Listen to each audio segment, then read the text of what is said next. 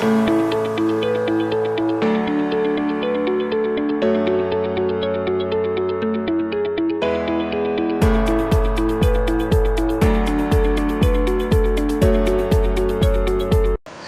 welcome to this video. In this video, we're talking about the muscles of the posterior compartment of the forearm. In my last video, I talked about the muscles of the anterior compartment of the forearm. So I'll just continue it here. So it's very easy to understand this one because we have talked about the muscles of the anterior compartment. So it's the same importance, the same thing. There's no difference. Now the only difference is that in that last one, there are 8 muscles in the anterior compartment of the forearm, but this one there are 12 muscles in the anterior compartment of the forearm. You get it now? So there are 12 of them. 7 superficial, 5 deep. 7 superficial, 5 deep. But in that one there are 5 superficial, 3 deep. PFF. Why the deep muscles are PFF? Why this one you have 7 muscles? We call it E raised to power 4. So there are 4 E's. BEEE. That is BE raised to power 4A. BE raised to power 4A. So you have BEA. BEA. BEA. E raised to power 4A.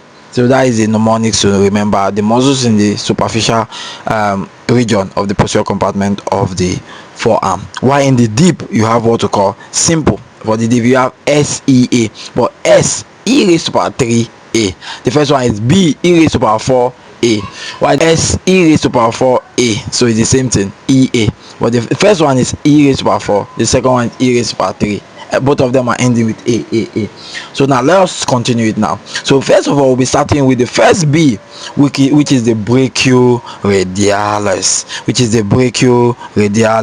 So one thing you have to know that the Brachioradialis, the Extensor Carpi Radialis Longus, and the Extensor Carpi Radialis Brevis, BEE, and I told BE raised to power 4. So BEE. That is Brachioradialis, Extensor Carpi Radialis Longus, and Extensor Carpi Radialis Brevis. They are under the lateral group of superficial extensor muscle. You get that? They are in the lateral group. You get it now? So the ones in the posterior group is EEEA. So that is Extensor Digitorum, Extensor Digiti Minimi, Extensor Carpi, Ulnaris, and Anconeus. So you can see it in your screen. So now inside these 7 muscles, now we are dividing these 7 muscles into 2 groups. So we have the lateral group and we have the posterior group. So we have talked about the lateral group and we have talked about the posterior group now. So this is it now. What is the usefulness of, what is one thing that binds all of them together? They are supplied by the radial nerve. So why the other one, which is the anterior compartment of the forearm, they are supplied by ulnar and median nerve, but primarily median nerve. And they are all coming from one origin. For the forearm anterior compartment, they are coming from the medial epicondyl, common flexor origin. But for this one, they are coming from the lateral epicondyl, common extensor origin. So simple. So hope you understood it. Common extensor origin, lateral epicondyle, common flexor origin, medial epicondyle. So now it's very simple. That's what bound all of them together, and their work is to extend. Why the muscles of the anterior compartment is to flex. So medial epicondyle give origin for the flexor muscle, lateral epicondyle give origin for the extensor muscles. So we are starting with the first one, which is the brachioradialis. So look at your screen. Very simple. Look at your screen. Now the brachioradialis is not coming from the lateral epicondyle, but it's coming from the lateral supracondylar ridge of the humerus. So the lateral, you have the lateral supracondylar ridge before you have the humerus. So you have the lateral supracondylar ridge before you have the lateral epicondyle. So instead of coming from the lateral epicondyle direct, it's coming from the lateral supracondylar ridge. It's originating from there alongside with. So there are 2 people that come from that lateral supracondylar ridge: the brachioradialis and the Extensor Carpi Radialis Longus. These are the 2 that is not coming from the lateral epicondyle. They are coming from the lateral supracondylar ridge. So brachioradialis, remember and never you forget, it is coming from the lateral supracondylar ridge origin. Lateral supracondylar ridge, and it is inserting on the distal end of the radius. The distal end of the radius above the styloid process. So it is not going to it is not crossing the wrist joint. Never.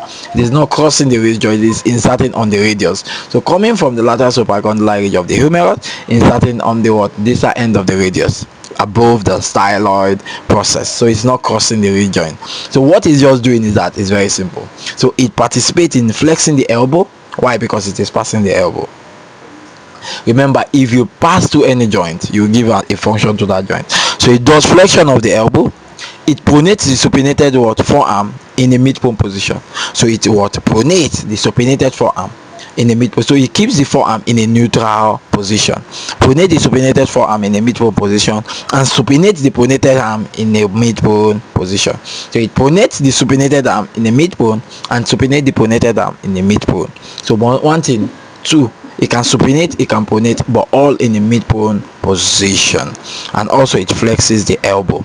Now, coming from the lateral supracondylar ridge, inserting on the distal end of the radius above the styloid process. So it will not do something, it will not extend the wrist because it is never passing the wrist. Do you understand it now? Thank you. So now we have BE, the next one, E, Extensor Carpi Radialis Longus. I told you it's coming from the same place, the lateral supracondylar ridge alongside with the Brachioradialis, but the only difference is that it's coming lower. So if the Brachioradialis is more upper than it, so it's just below the Brachioradialis. You can see it on your screen now. So if it comes from there, where is it inserting? It is inserting on the dorsum. Remember, all the extension muscle are inserting on the back, on the posterior, on the dorsum, while all the flexor muscle are inserting on the palmar, which is at the front of the palm.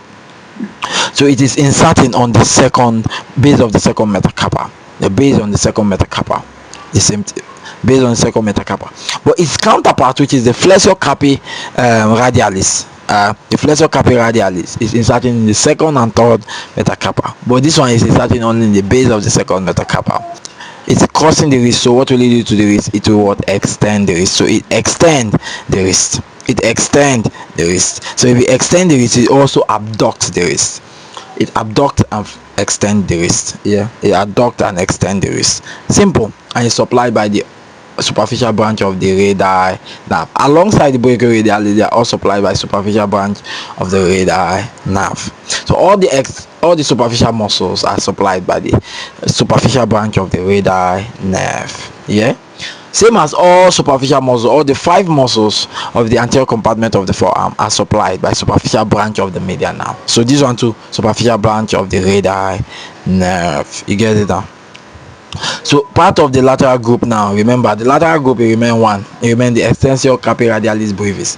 So remember, extensor means it extend, radialis means on the radius, longus means it is long. So this one is Extensor Carpi Radialis Brevis. So what is the meaning of brevis? It is short. So this one is very brief, unlike the longus that is long. This one is very brief. So where is it coming from now? This one did not follow them to come out from the lateral epicondyl. It is coming from where you call the lateral epicondyle. The others are coming from the lateral supracondylar ridge. This one is coming from the what?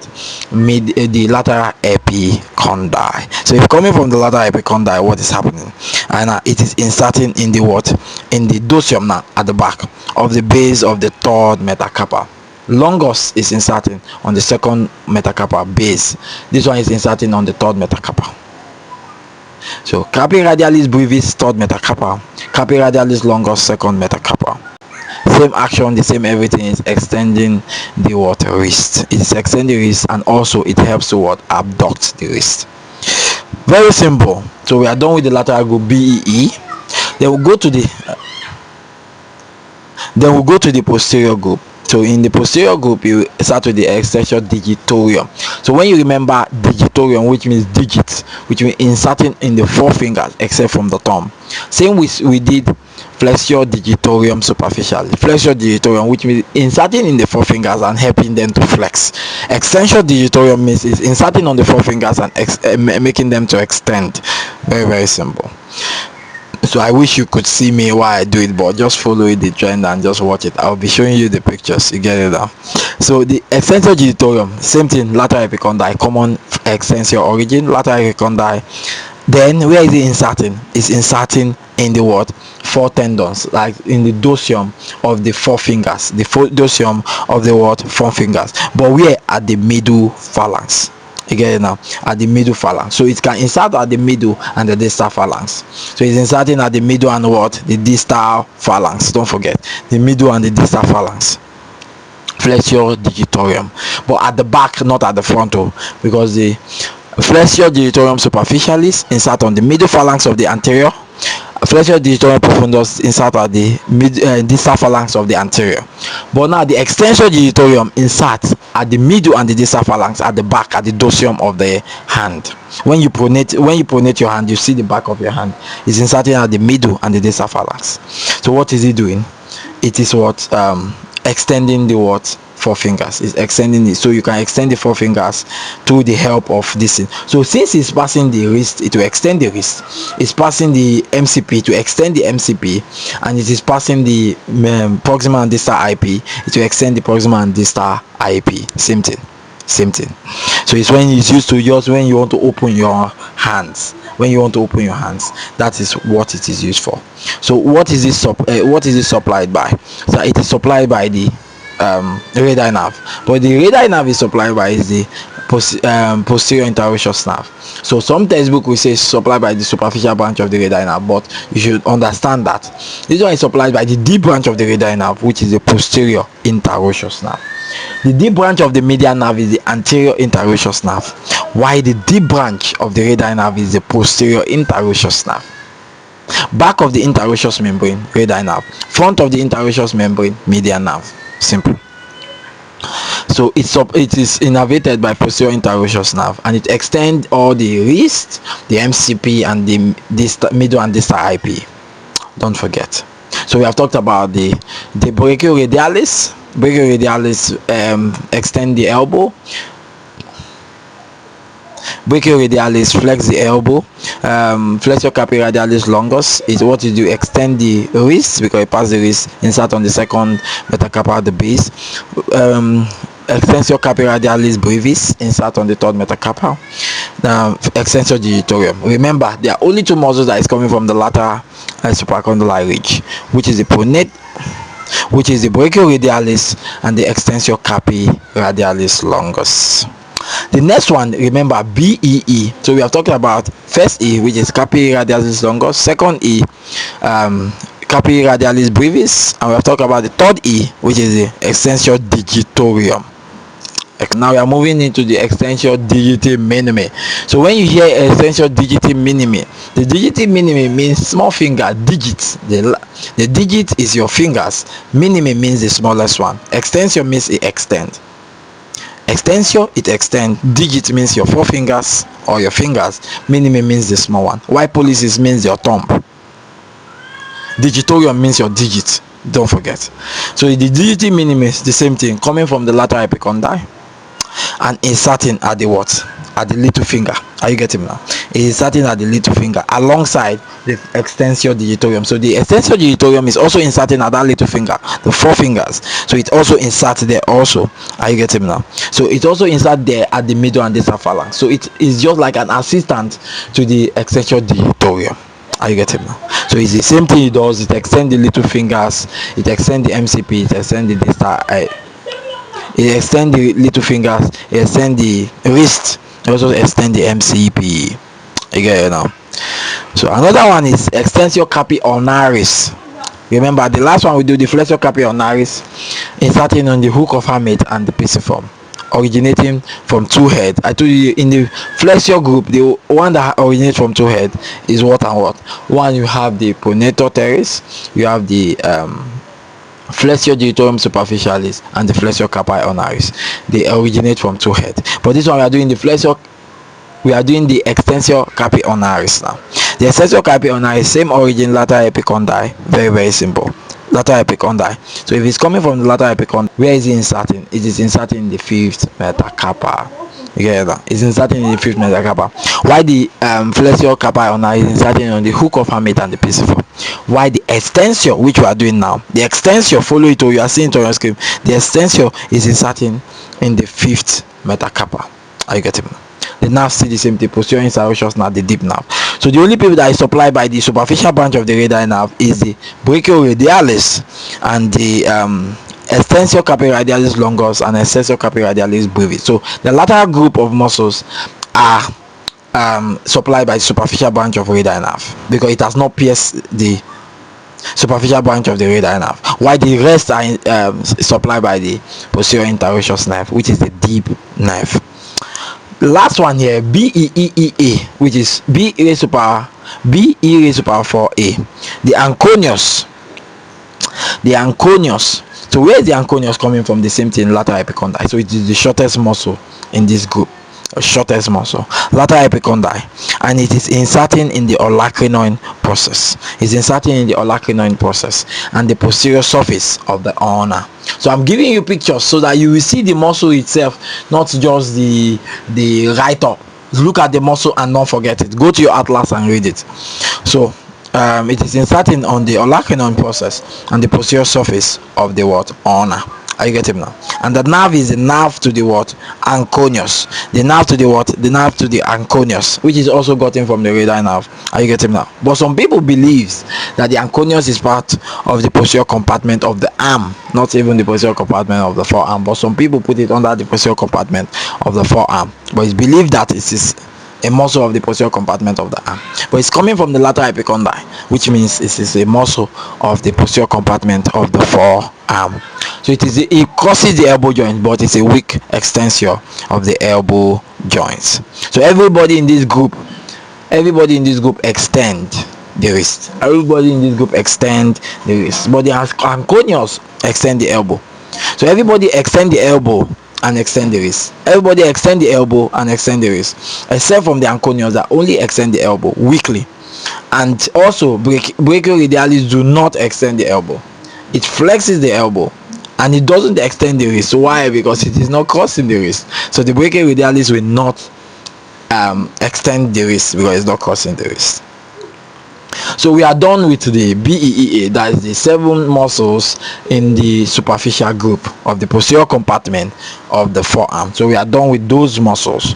So you are looking at the picture, you are following me. Let us go to the deep muscles now. The deep muscles is the big one. They are the chief people that carries all the work. So there are how many in number? There are 5 in number, because I said that the superficial are 7, the deep are 5.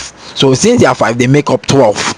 Why those in the anterior compartment are just 8 in number, 5, 3. Why this one is 7, 5. Don't forget it. Know the origin and incision and use your atlas. Follow me so that you understand it. The goal of this is to understand and look at the pictures and get used to it, because our brain can understand pictures and less of writing.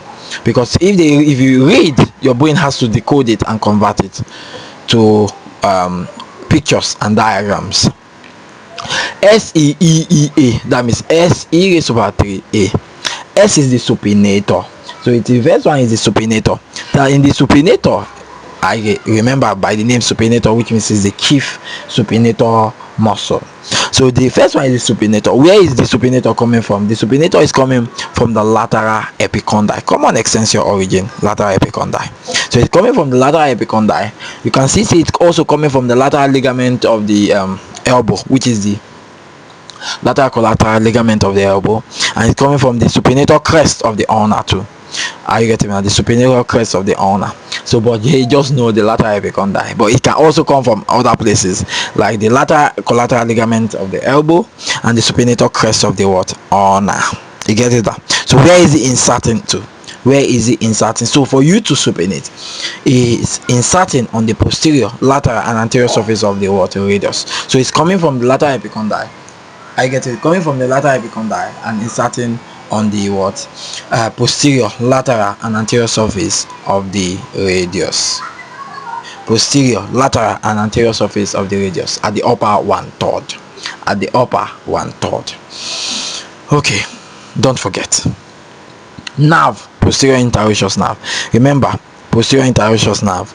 Now the posterior interosseous nerve is the deep nerve of the radial nerve. I keep saying it 100 times. The posterior interosseous nerve is the deep nerve of the radius. Continue hearing it. Do not forget it. Do not forget it. And what is its action? It's a chief supinator muscle. It is a what? A chief supinator muscle. It supinates the forearm. It supinates the forearm. So who is a weak supinator? The bicep breaker is a weak supinator, while a supinator is a chief supinator of the forearm. Who is a weak pronator? Pronator teres. Who is a chief pronator? Pronator quadratus. Don't forget. SE. What is the first E we'll be talking about? We're talking about the extensor pollicis longus. the extensor pollicis longus. So what is the extensor pollicis longus now? The extensor pollicis longus, where is it originating? It is originating from the posterior surface of the ulna and its interosseous membrane. Posterior surface of its ulna and its interosseous membrane. Don't forget. But the flexor pollicis longus, is coming from the anterior surface of the radius and its interosseous membrane. Don't forget, the anterior surface of the radius and its interosseous membrane. But the extensor pollicis longus, by what you are seeing on your screen, is originating from the posterior surface of the ulna and its interosseous membrane, and it's inserting in the base of the distal phalanx of the thumb. While the flexor pollicis longus is also inserting at the anterior surface of the distal phalanx of the thumb. Don't forget. Nerve, the same thing. In posterior interosseous nerve, the same thing. What is it doing? It is extending the wrist because it is passing the wrist, and it is extending the thumb because it will pass the MCP, proximal IP, MCP and proximal IP. Finish. So don't forget, these are anatomical location and landmarks you should know. So SEE, another E is the extensor pollicis brevis. Extensor pollicis brevis. Remember, I told you what brevis means: short. Pollicis means thumb. Extensor means it extend. So we have done extensor pollicis longus, long. Extensor pollicis brevis, brief. So where is it originating from? I get it now. It is originating from the posterior surface of the radius alongside the adductor pollicis longus. It's originated from the posterior surface of the radius below the origination of the adductor pollicis longus, because the adductor pollicis longus is coming from that posterior surface of the radius, while the extensor pollicis brevis is coming from the posterior surface of the radius, but just before, or like just below where the abductor pollicis longus is originating from. So simple, and its interosseous membrane. Why? Because the Flexor Digitorum profundus in the anterior compartment is coming from the anterior surface of the ulna and its interosseous membrane. Why the Flexor pollicis longus is coming from the anterior surface of the radius and its interosseous membrane. So I'm correlating the two. So go back to watch. But for this one now, the extensor pollicis longus is originating from the what? Posterior surface of the ulna and its interosseous membrane, while the extensor pollicis brevis is originating from the posterior surface of the radius, just below the origin of the abductor pollicis longus and its interosseous membrane. On the radius, so don't forget. Insertion, the same place where the extensor pollicis longus, distal phalanx, so base of the distal phalanx of the thumb. So it's doing the same thing. Posterior interosseous nerve, the same thing. Extending the wrist, extending the MCP, extending the what? Interphalangeal. Now don't forget. The next one is extensor indicis. Extensor indicis. The word extensor indicis means that it is extending the index finger. So where is it coming from? Posterior surface of the ulna. Posterior surface of the ulna alongside the extensor pollicis brevis. Alongside the extensor pollicis longus. Posterior surface of the ulna. So the extensor pollicis longus and extensor indicis is coming from the same place, which is posterior surface of the ulna. The same place, and their interosseous membrane. So don't forget, the extensor pollicis longus and extensor indicis is originating from the same place, while the abductor pollicis longus and extensor pollicis brevis are originating from the same place. But for the supinator, is coming from the lateral epicondyle normal, lateral collateral ligament, and the supinator crest. But now we're talking about the extensor indicis. The extensor indicis is coming from the posterior surface of the ulna and its interosseous membrane alongside the extensor pollicis longus. Where is it inserting? By the name, the index finger is inserting on the index finger alongside the extensor digitorum, because the extensor digitorum is inserting on all four fingers. So everybody inserting on that finger will also insert on it too. So it's inserting on the index finger. So look for your index finger. That's where it's inserting. I get him now. Also, in that index finger is inserting on the middle and distal phalanx of that index finger. Remember, the Extensor Carpi Ulnaris was inserting on the little finger. It was inserting on the little finger The extensor digiti minimi was inserted on the little finger but on the middle and distal phalanx alongside the extensor digitorum, extensor digiti minimi, while the extensor indicis is inserted on the index finger but at the middle and distal phalanx. So simple. The same nerve, the posterior interosseous nerve, what is it doing? Extending the wrist and extending the index finger. The last but not the least, very sweet, very interesting, and hope you are following me now, is the abductor pollicis longus. So the first one is B e raised to power 4a, and this one is S e raised to power 3a. While in the anterior compartment is what? PF, PFF, then the deep muscle is PFF. Don't forget. Enjoy yourself. Abductor pollicis longus, where are you coming from? The same place. It's coming from the posterior surface of the radius and its interosseous membrane. The posterior surface of the radius and its interosseous membrane. You get it now? The posterior surface of the radius and its interosseous membrane. So if it's coming from there, what now happens? It is inserting on the what? Base of the first metacarpa. The base of the first metacarpa. You get it now? The abductor. So it is much more lateral. So that both of them, the AEE, which is the extensor, the pollicis longus, the extensor pollicis brevis, and the abductor pollicis longus, they form the boundaries of the anatomical snuff box. You are seeing the anatomical snuff box in your screen, and I have taught you in the anatomical snuff box under my space playlist. Go to where I put the spaces, my axilla, your cubator, fossa, your anatomical snuff box, all of them. So go and watch the anatomical snuff box there. So since we have gotten that one now, the nerve, same thing, is the posterior interosseous nerve, and what they do based on their name, they adduct the thumb. So I hope it all makes sense to you and you have understood everything I've talked about. All the muscles of the posterior compartment of the arm are supplied by the radial nerve. Only 2 muscles are supplied by the superficial branch. So only 3 muscles are supplied by the superficial branch, which is the Brachioradialis, Extensor Carpi, Radialis, Brevis, and Longus. All of them superficial branch of the radial nerve. The rest at the deep branch of the radial nerve, which is the posterior interosseous nerve. There are how many in number? There are 12 in number. 7 superficial, 5 deep. 7 superficial, 5 deep. B e raised to power 4a. That means B 4e, then a. Then S e raised to power 3a. Don't forget. So if you want to remember, watch this video over and over again. Look at the muscles, where they are originating, where they are inserting, and always watch my video. Always watch it every day and every time. Don't forget to watch my video. Don't forget to like and subscribe to me and watch all my video. You always like it and you always learn. It's your great science tutor Lorenzo. Keep watching and keep sharing. The next muscle we'll be doing is muscles of the intrinsic compartment of the hand. The hand muscle. Bye bye.